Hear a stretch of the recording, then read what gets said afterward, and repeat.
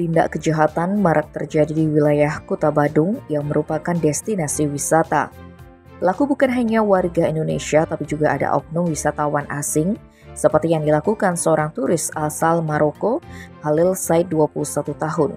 Turis muda itu nekat mencuri tas milik pengunjung di sebuah tempat hiburan malam yang ada di Seminyak Kuta. Kasih Humas Polresta Denpasar KPI Ketut Sukadi menerangkan, kejadian itu dilaporkan ke Polsek Kuta oleh seorang perempuan berinisial VPS 23 tahun. Peristiwa itu bermula ketika VPS bersama temannya berkunjung ke TKP pada Selasa 26 Desember dini hari. Di sana, korban berkenalan dengan dua orang warga negara asing dari Maroko yang salah satunya adalah tersangka Halil. Sebelum tasnya hilang, perempuan itu sempat pergi ke kamar mandi. Setelah dari toilet itu, korban langsung menari di sana.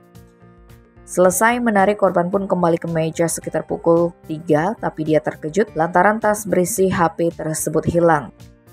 Maka dari itu perempuan ini segera melapor ke Polsek Kuta, laporannya pun segera ditindaklanjuti pihak kepolisian.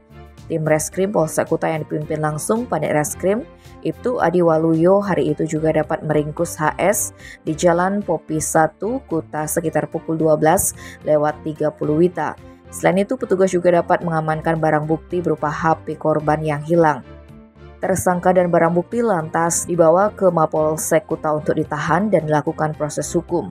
Pria dengan tinggi badan 170 cm itu disangkakan pasal 362 KUHP tentang pencurian dengan ancaman pidana penjara paling lama 5 tahun.